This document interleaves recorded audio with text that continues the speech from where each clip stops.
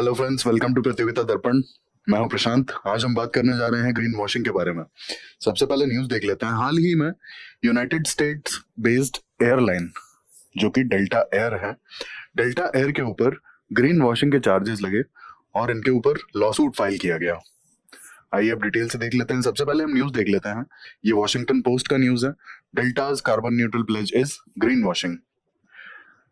इसके बाद the Guardian का ये न्यूज़ आर्टिकल है। Delta airline faces lawsuit over carbon neutrality claim. अब हम सबसे पहले ग्रीन वॉशिंग के बारे में जानते हैं। ग्रीन वॉशिंग 1986 में जे वेस्टरवर्ल्ड ने फर्स्ट टाइम यूज किया था। ग्रीन वॉशिंग एक ऐसी प्रैक्टिस है जिसमें गवर्नमेंट या फिर कंपनीज अपनी एक्टिविटीज को इको फ्रेंडली यानी कि क्लाइमेट फ्रेंडली बताती हैं और ये बताती हैं कि यहाँ पर एमिशंस काफी कम होते हैं या फिर होते ही नहीं हैं। बट रियलिटी में ऐसा होता नहीं है। ये जो क्लेम्स होते हैं ना, ये क्लेम्स या तो अनवेरिफाइड होते हैं या फिर ये होते ही झूठे हैं, फेक हैं। और ये मैं इसलिए बोल रहा हूँ क्योंकि कई बार एमएनसीज या गवर्नमेंट्स ऐसे काम करते हैं जिससे पोल्यूशन होता है, जैसे कि आपका इंडस्ट्रीज हो गया या फिर फ्लाइंग हो गया, तो इन सबसे पोल्यूशन होता है। और क्योंकि ये अपने कंट्रीज में शायद ऑफसेटिंग के लिए कोई काम नहीं कर पाएंगे, कार्बन ऑफसेटिंग के लिए, तो ये दूसरे कंट्रीज में करते हैं। जैसे कि बेसिकली किसी अदर कंट्री में फॉरेस्टेशन का कोई बड़ा प्रोजेक्ट, ठीक है, प्लांटेशन या फॉरेस्टेशन का कोई बड़ा प्रोजेक्ट, इसके बाद या फिर कोई मतलब कार्बन न्यूट्रल टेक्नोलॉजी, जैसे कि आपका रिन्यूएबल एनर्जी के जो प्रोजेक्ट्स हैं, या फिर कोई ऐसी टेक्नोलॉजी जहां से एमिशंस को कट डाउन किया जा सके। तो ये जो प्रोजेक्ट्स हैं, ऐसे प्रोजेक्ट्स किसी और कंट्री में, स्पेसिफिकली हम बात करेंगे अगर तो डेवलप्ड वर्सेस डेवलपिंग, तो किसी डेवलपिंग कंट्री में ऐसे प्रोजेक्ट्स लगा देते हैं और ये ऐसा क्लेम करते हैं कि इससे एमिशन रिडक्शन हो रहा है। बट ऐसा कई बार होता नहीं है। And this was the reason I was telling you कि ये अनवेरिफाइड होते हैं।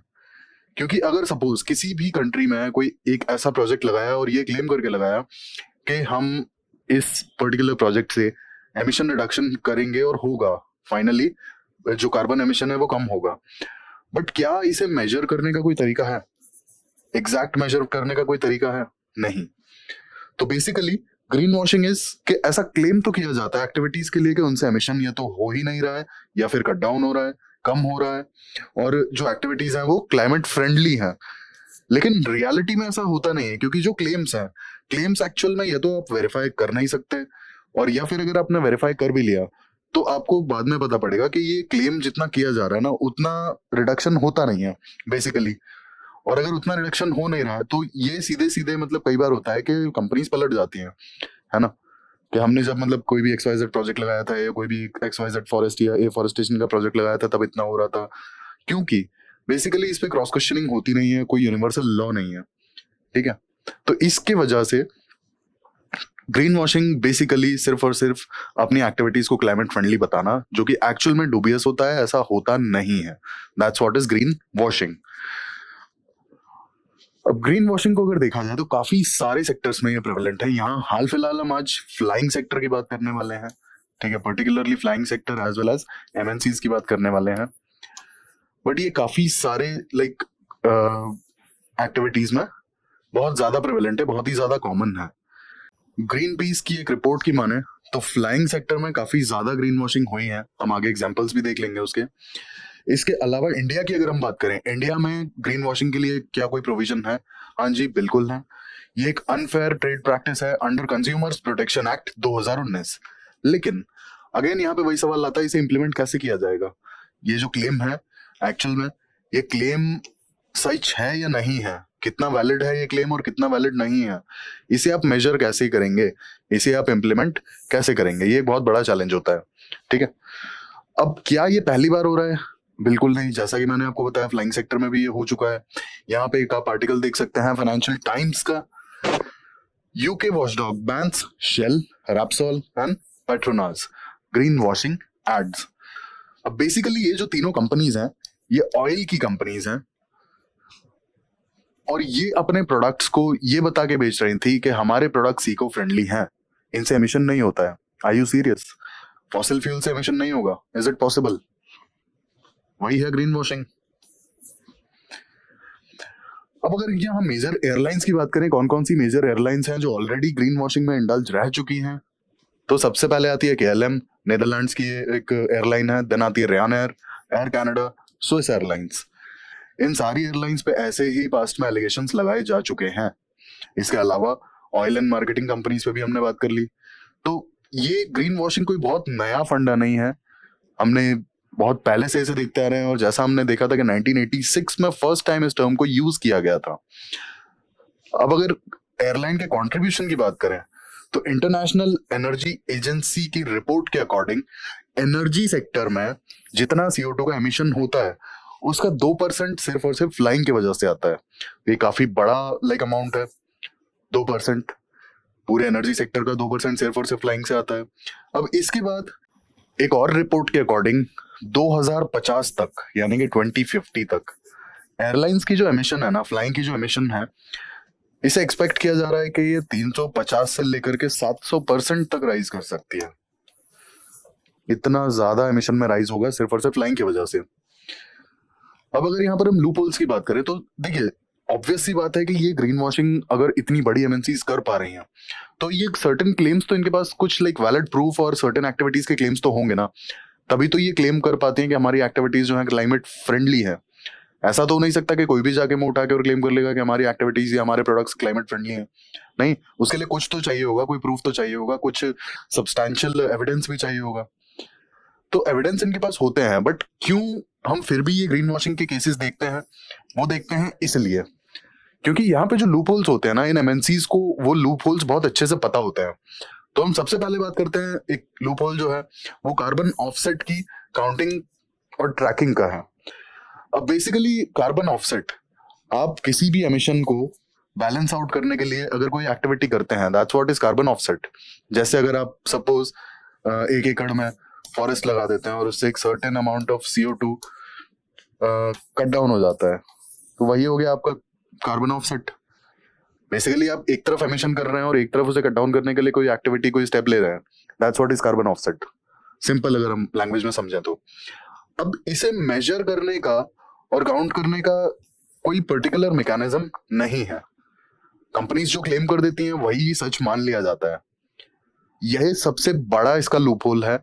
आप ये देखिए कि अगर ये एयरलाइन कंपनी डेल्टा एयर ने ये क्लेम कर दिया कि हम एनुअली सपोज 10 मिलियन टन या फिर 10 गीगाटन ऑफ CO2 हम अपनी फ्लाइंग से कट डाउन करते हैं, ऑफसेट करते हैं, तो इनके इस क्लेम को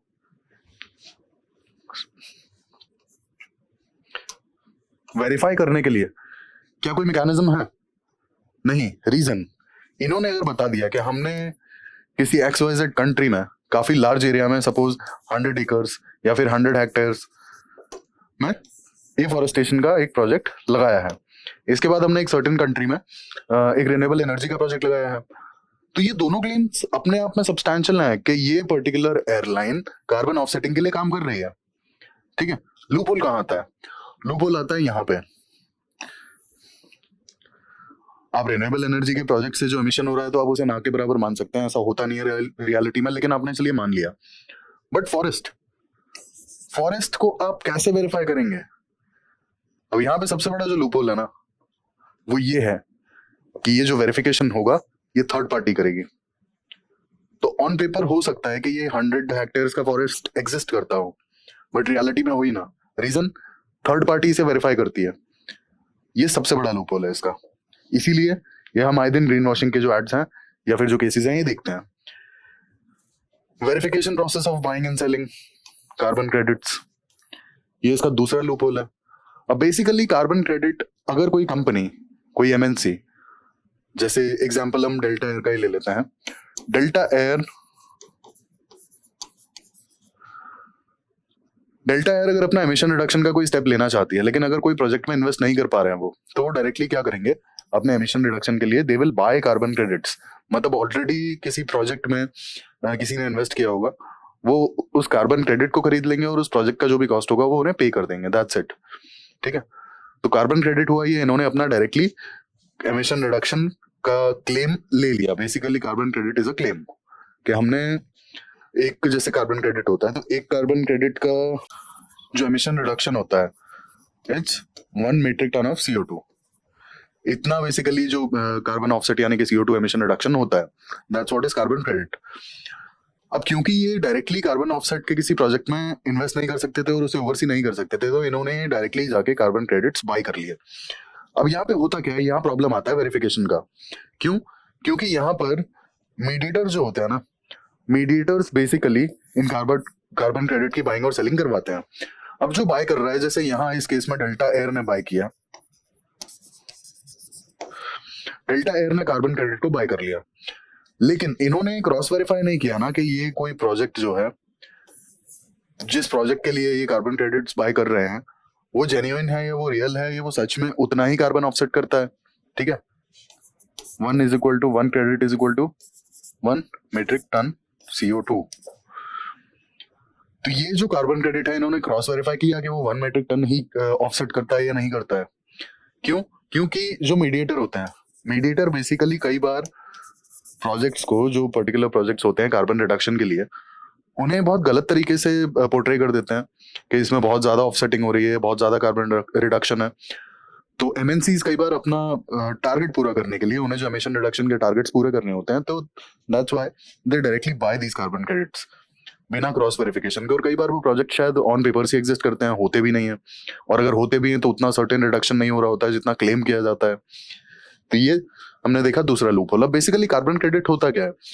कार्बन क्रेडिट अगर किसी ऑफसेट प्रोजेक्ट में कंपनीज इन्वेस्ट कर देती हैं, ठीक है, जहां पर या तो एनवायरमेंटल कंजर्वेशन होगा, या एनर्जी एफिशिएंसी होगा, या रिन्यूएबल एनर्जी होगा, और जहां से भी कार्बन यानी कि CO2 का जो एमिशन है उसमें रिडक्शन हो रहा है, तो बेसिकली ये कंपनीज जो इन्वेस्ट करेंगी, इन्हें कार्बन क्रेडिट्स मिल जाएंगे।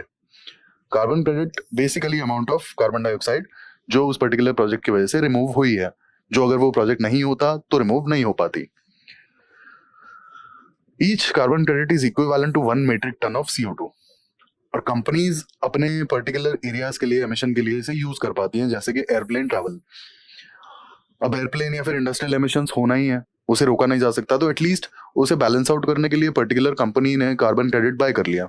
ठीक है, कोई भी कार्बन ऑफसेट प्रोजेक्ट है तो वहां पे इन्वेस्ट करके और कार्बन क्रेडिट्स को खरीद लिया। ठीक है,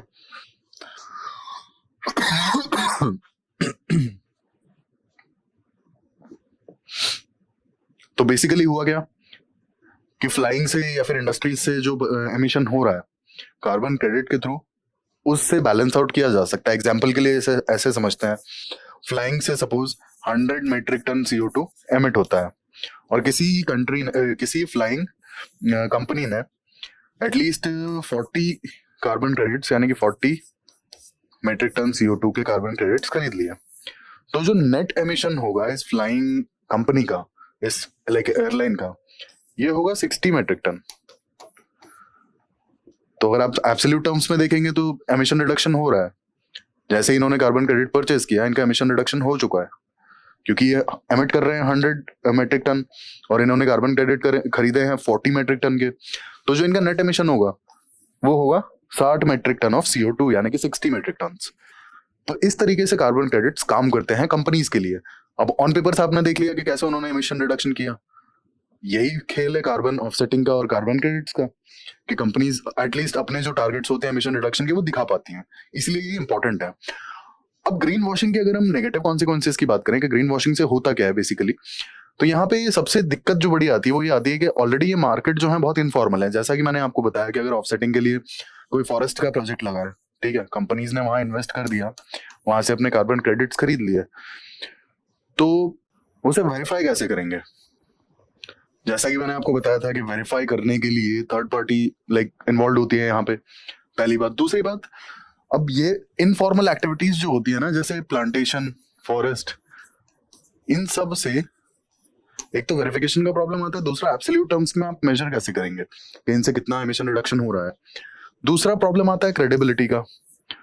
अब ग्रीन वॉशिंग में कई बार क्या होता है कि बहुत जो डेवलप्ड कंट्रीज हैं, डेवलप्ड कंट्रीज की तरफ से बड़े बड़े प्रोजेक्ट्स लगा दिए जाते हैं डेवलपिंग कंट्रीज में, ठीक है, और डेवलपिंग कंट्रीज में ये प्रोजेक्ट्स लगाने के बाद ये क्लेम किया जाता है कि यहाँ से कार्बन रिडक्शन होगा, जो एमिशन रिडक्शन है, CO2 का एमिशन वो कम होगा, लेकिन ऐसा हो नहीं पाता है कई बार, ठीक है। और अगर होता भी है, और अगर इन कंट्रीज के पास में, जैसे एग्जांपल दिया है यहाँ पे India as well as Brazil का, इन कंट्रीज के पास में कार्बन क्रेडिट्स होते भी हैं, तो बाद में यही डेवलप कंट्रीज क्रेडिबिलिटी की बात करती हैं कि क्या ये कार्बन क्रेडिट्स जेन्युइन हैं, तो ये क्रेडिबिलिटी का भी एक इशू आता है।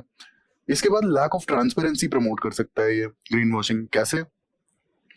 अब कंपनीज अपने कार्बन ऑफसेट के जो भी प्रोजेक्ट्स हैं जहां पे उन्होंने इन्वेस्ट किया है, ठीक है, या फिर जहां उन्होंने कार्बन क्रेडिट्स परचेज किए हैं, तो वो पर्टिकुलर प्रोजेक्ट्स की कम से कम डिटेल्स प्रोवाइड करेंगे। रीजन बीइंग के हो सकता है उनके प्रोजेक्ट पे भी उंगली उठ जाए कल दिन को कि ये ग्रीन वॉशिंग का केस है, ठीक है। तो यहाँ पे होगा क्या, बेसिकली ट्रांसपेरेंसी ऑटोमेटिकली कम हो रही है ना। देन लास्टली एक सबसे बड़ा इशू आता है, रियल एमिशन रिडक्शन से डाइवर्जन हो जाएगा। रीजन बीइंग, कोई भी डायरेक्टली इन्वॉल्व ही नहीं करना चाहेगा एमिशन रिडक्शन के प्रोजेक्ट्स में, ठीक है। सब ये चाहेंगे कि हम डायरेक्टली कार्बन क्रेडिट परचेज कर लें,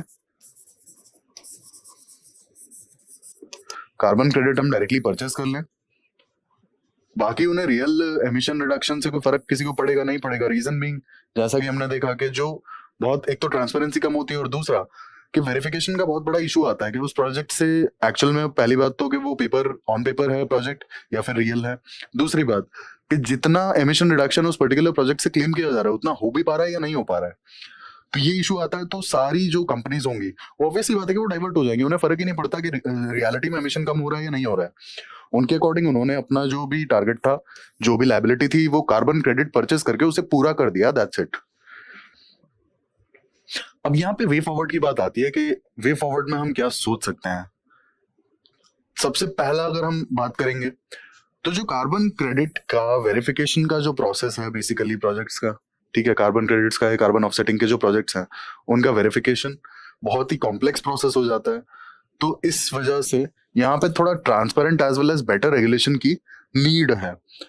रीजन बीइंग, कार्बन ऑफसेट के जो प्रोजेक्ट्स हैं काफी, उनको वेरीफाई करना बहुत ही कॉम्प्लेक्स हो जाता है, एज वेल एज बहुत सारी कंपनीज या बहुत सारी एमएनसीज डायरेक्टली प्रेफर करती हैं कार्बन क्रेडिट्स को खरीदना, ना कि वो सीधे सीधे प्रोजेक्ट्स में खुद ही इन्वॉल्व हों, ठीक है। तो ये यहाँ पे बेटर रेगुलेशंस होनी चाहिए उसके लिए, और प्रोसेस को कम से कम कॉम्प्लेक्स बनाया जाए। दूसरा कि कमर्शियल एविएशन को जितना हो सके डीकार्बोनाइज किया जाए। जैसा हमने देखा था कि 2050 तक ऑलमोस्ट 400 से 700% तक एविएशन, लगभग 350% से 700% तक जो फ्लाइंग सेक्टर है उससे एमिशन राइज हो सकता है 2050 तक। तो ऑब्वियसली बात है कि ये बहुत एक अलार्मिंग सिचुएशन होगी, तो इसलिए हमें हाल फिलहाल से ही डीकार्बोनाइजिंग एफर्ट्स डालने शुरू कर देने चाहिए एविएशन सेक्टर के लिए। और इसका रियलिटी में प्रेजेंटली एक बहुत अच्छा एग्जांपल है, वो है सस्टेनेबल एविएशन फ्यूल। लास्टली, हमें काफी ज्यादा इम्पैक्टफुल स्ट्रेटजीज चाहिए जिससे कि एविएशन का फुटप्रिंट रिड्यूस किया जा सके। अब यहाँ पे ये बात क्यों कही जा रही है वे फॉरवर्ड में, ये इसलिए कही जा रही है कि कार्बन फुटप्रिंट एविएशन का बहुत ही ज्यादा है, सबसे पहली बात तो। और इसका एग्जांपल, अगर आप मुंबई से लॉस एंजलिस के एक ट्रिप लगाते हैं तो इसमें जितना CO2 एमिशन होता है ना फ्लाइंग का, that is equivalent to almost fully charging 6 to 7 lakh of smartphone. मतलब 6 से 7 लाख स्मार्टफोन जितनी एमिशन, लाइक उन्हें अगर फुल्ली चार्ज करना है हमें, तो जितनी एमिशन होगी उतनी एमिशन सिर्फ एक सिंगल मुंबई से लॉस एंजलिस की फ्लाइंग में हो जाएगी। एविएशन का जो फुटप्रिंट है, पर्टिकुलरली कार्बन फुटप्रिंट, वो बहुत ही ज्यादा है। और ये हमने लाइक डेल्टा एयर का ये केस देखा। अब डेल्टा एयर का बेसिकली केस है क्या और क्यों इसे यहाँ लपेटा गया है, मतलब क्यों लॉसूट फाइल किया गया है इन पर, इसका सबसे बड़ा रीजन है कि डेल्टा एयर अपनी टिकट्स बहुत ज्यादा महंगी बेचता है ये क्लेम करके कि वी आर कार्बन न्यूट्रल, ठीक है। और ये 2020 से होता चला रहा है।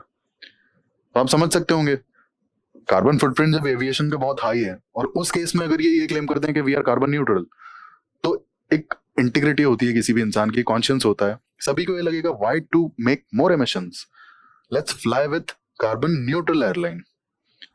और वो एक्सपेंसिव है ऑब्वियसली, इसीलिए डेल्टा एयरलाइन को ये लॉसूट दिया गया, जबकि रियलिटी में कार्बन फुटप्रिंट इनकी भी एयरलाइंस का बहुत ज्यादा हाई है और ये डुबियस क्लेम था। तो हमें एविएशन के कार्बन फुटप्रिंट पे बहुत ज्यादा लाइक इम्पैक्टफुल स्ट्रैटेजीज इसीलिए चाहिए। और यहाँ पे हाल फिलहाल एक रे ऑफ होप है, वो है सस्टेनेबल एविएशन फ्यूल। बाकी रिसर्च चल ही रही है, लेट्स सी। आइए अब एक बहुत अच्छा सा क्वेश्चन सॉल्व कर लेते हैं पेरिस एग्रीमेंट से related. Which article of the Paris Agreement provides for use of international carbon markets by countries to fulfill their nationally determined contributions? Options are Article 4, Article 5, Article 6, Article 7. You can pause the video and solve the question. I am going to tell you the answer. Article 6 is the correct answer. तो ये हमने बात की green washing के बारे में और detail से जाना कि डेल्टा एयर को लॉसूट क्यों मिला था, क्या रीजन था, और ग्रीन वॉशिंग बेसिकली क्यों, क्या लूप होल्स हैं जिसके वजह से एमएनसीज इतना इजीली ग्रीन वॉशिंग में इन्वॉल्व हो पाती हैं। ऐसे ही इंफॉर्मेटिव वीडियोस के लिए हमारे साथ जुड़े रहिए। Thank you, thanks for watching.